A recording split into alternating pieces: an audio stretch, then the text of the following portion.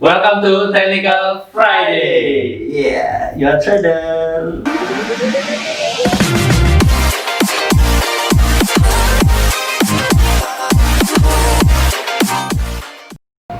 Halo semuanya, balik lagi sama Gimson dari Trading Academy ID. Di sini kita balik lagi ke episode Technical Friday yang sudah kesekian kalinya. Jadi gua pertama-tama mau welcome you all yang baru pertama kali nonton YouTube channel YouTube kita.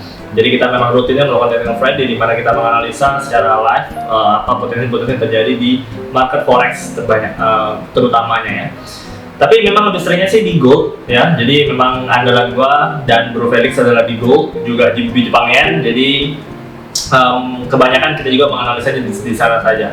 Nah cuman tergantung juga kalau memang gold dan GBP Jepang Yen lagi tidak kondusif untuk ditradingkan, gua atau Bro Felix biasanya juga memilih pair lain juga kadang-kadang yang kita analisa. Tapi memang mostly-nya kalau kalian perhatikan juga sebelumnya kita memang kebanyakan di gold dan GBP. So, welcome you all yang pertama kali menonton channel ini. Gua harap kalian bisa banyak belajar dari channel ini, bisa mendapatkan sesuatu yang baru, bisa lebih produktif lagi ketika menjalani hidup ya. Jadi kita tidak main sosial media hanya untuk nonton julid-julitan orang, tapi juga mempelajari sesuatu yang berguna secara financial, utamanya untuk kita semua. Oke, dan untuk yang sudah lama nonton, gua sangat berterima kasih kepada kalian yang sudah setia, dan gua sangat berharap memang channel ini bisa membantu kita semua untuk trading in financial market lebih mantap lagi. Oke, nah gue akan langsung masuk ke episode Technical Friday yang hari ini. Gue akan membahas gold lagi. Jadi kemarin juga Bro Felix juga sudah membahas gold, dan gue juga ingin membahas gold lagi dari perspektif gue juga. Cuman memang kurang lebih gue sama Bro Felix punya aliran ilmu yang sama, jadi harusnya memang mirip-mirip, tidak jauh berbeda. Secara outlook at least itu sama harusnya ya. Nah jadi sekarang kita langsung lihat saja di chartnya di gold di time frame daily. Untuk sekarang pertama-tama yang perlu diperhatikan adalah kalau kita melihat dari time frame daily-nya, ini masih jelas gua menggunakan indikator EMA atau Exponential Moving Average 21 ya, yang garis kuning ini. Gua untuk melihat di mana dia punya dynamic support. Oke. Nah, apa gunanya gua melihat dynamic support? Jadi kalau kalian juga sudah mempunyai 8 gates, itu gue ada menjelaskan beberapa tipe-tipe support ya. Di sana ada 3 tipe support, ada classic support resistance, ada dynamic support resistance, dan harmonic support resistance. Nah, indikator 21 EMA itu gue gunakan untuk gue melihat di mana dynamic supportnya. Sesuai dengan namanya, dynamic support ini adalah support atau resistance yang bergerak secara dinamis. Jadi kalau classic itu dia lebih static, sama harmonic lebih statik. Kalau dynamic ini dia lebih bisa mengikuti harganya. Makanya dynamic support resistance ini yang paling sering gue gunakan juga, dan dia lebih berfungsi ya di trend yang sedang bearish maupun bullish. Oke. Nah kalau dia lagi sideways memang tidak terlalu berfungsi. Jadi kurang lebih begitu. Kalau kalian mau lebih tahu lanjutnya, kalian bisa mendapatkannya di online course yang sudah kita siapkan di 8 Gates Trading Academy ID online course. Kalian bisa dapatkannya di website kita. Nah, untuk sekarang dynamic supportnya kita bisa lihat dia itu masih harganya ya, yang sekarang ini masih berada di atas EMA 21-nya, yang berarti dynamic supportnya masih dihormati oleh harga. Biarpun 2 hari yang lalu ya, candle satu ini ya, ini ya. Nah, candle satu ini dia sempat jebolin dynamic supportnya. Cuman ketika dia break dari dynamic supportnya, nah dia hanya melakukan false break, terbukti dari dia membentuk pin bar ya. Nah ini pin bar kan. Setelah pin barnya besoknya dia langsung bullish candle, biarpun memang bullish candlenya ada shadow di atasnya. Nah cuman itu memberi satu arahan atau gambar untuk kita bahwa gold ini ya, dia tuh masih menghormati daerah supportnya. Ketika dia masih menghormati daerah supportnya dengan trend yang overall masih bullish, menandakan atau bisa memberi kita outlook ya, ketika kita mau menganalisa bahwa arah jalannya si gold ini masih mau ke atas. Oke, karena supportnya masih tahan, trennya masih bullish, momentumnya masih bullish, jadi masih most likely dia tuh masih akan terbang lagi untuk gold.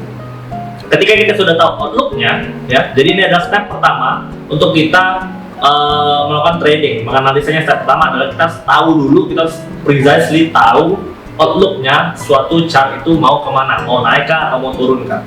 Nah, ketika kita sudah tahu itu, baru kita mencari setup untuk entry Oke, baru kita mencari saat untuk entry, kapan mau belinya, misalkan outlooknya itu lagi naik. Oke, jadi itu pertama-tama yang harus diperhatikan. Harus tahu outlooknya dulu dari mana. Biasanya melihat outlook dari bigger time frame. Kalau gua selalu dari daily time frame.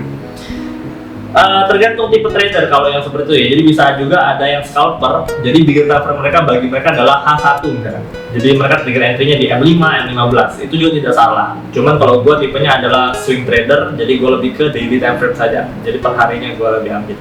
Nah, ketika kita sudah tahu dari daily time frame-nya arahnya mau naik, yang gue bisa lakukan juga setelah gue mengetahui outlook-nya adalah gue mencari celah atau error, space of error yang bisa terjadi di outlook yang gue punya.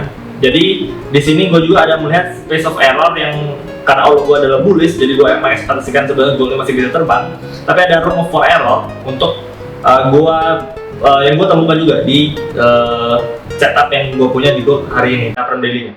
Pertama adalah yang room of error-nya adalah yang paling besar juga main reason-nya itu ada di chart pattern-nya. Nah, chart pattern yang muncul di Gold berpotensi membentuk, gue gambarkan dulu. Wow, trendline dong. Yep. Nah ini kayaknya teman-teman yang udah nonton lama ini udah tahu deh waktu gue gambar ini dia mau untuk apa nih. Berpotensi bikin antara double top atau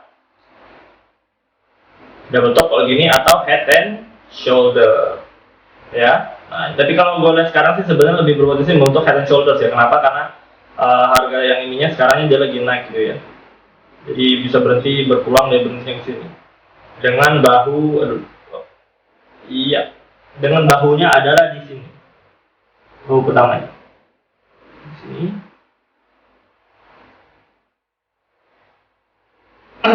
Dan bahu kepalanya di sini. Potensi bahu keduanya adalah kurang lebih sama dengan bahu pertama, yaitu di area harga 17.45 juga, ya. Berarti di area segini berpotensi dia untuk new shoulder, oke? Atau shoulder keduanya. Waduh, nggak bisa digambar, terlalu ngepet.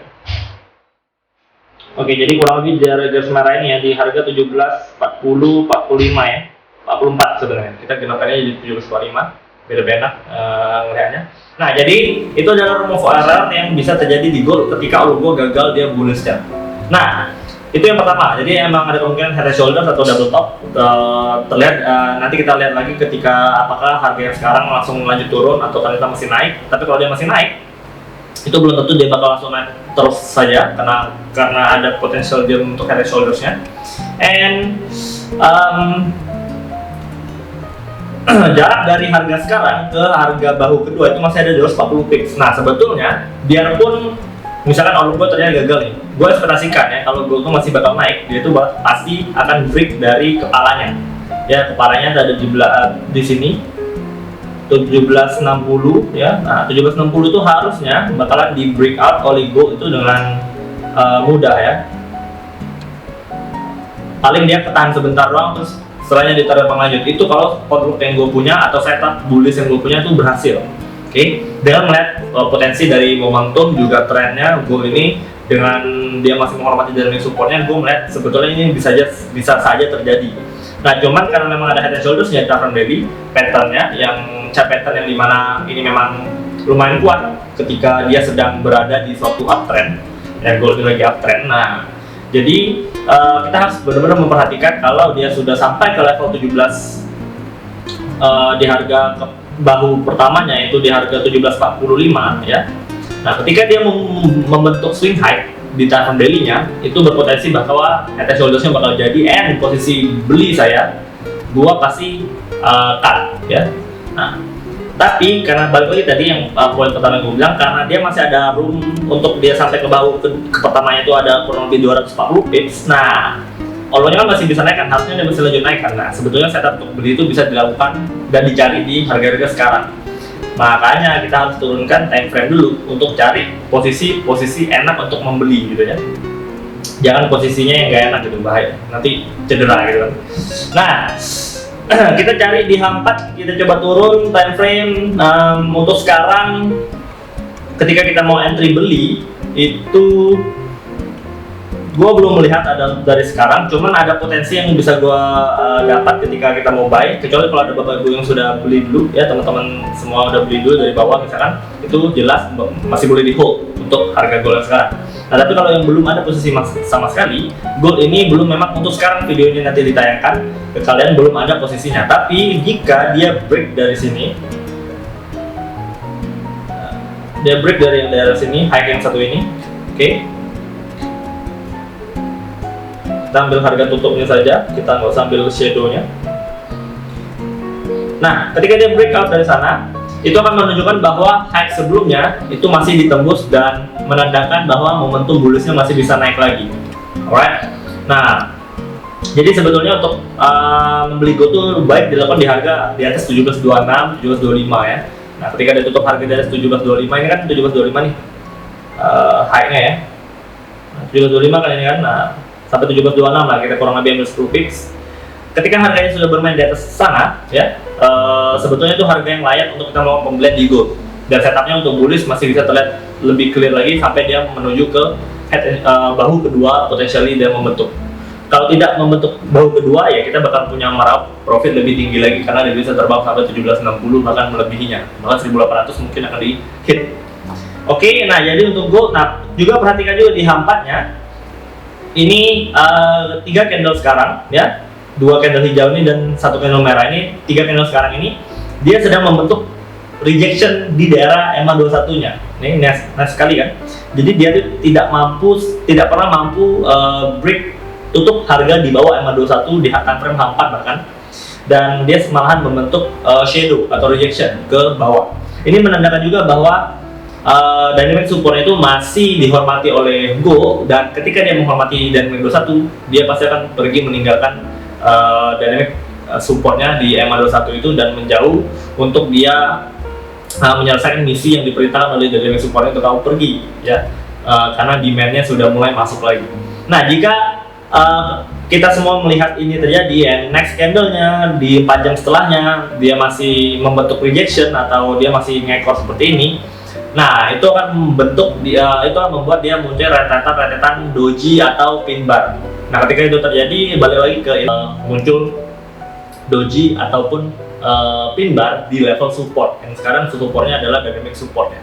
Oke, itu juga bisa dijadikan trigger untuk entry. Tidak perlu menunggu sampai di harga 1726 ya ketika itu terjadi. Cuman kalau itu tidak terjadi, jelas kita tidak boleh melakukan buy terlebih dahulu. Jangan langsung terburu masuk ya.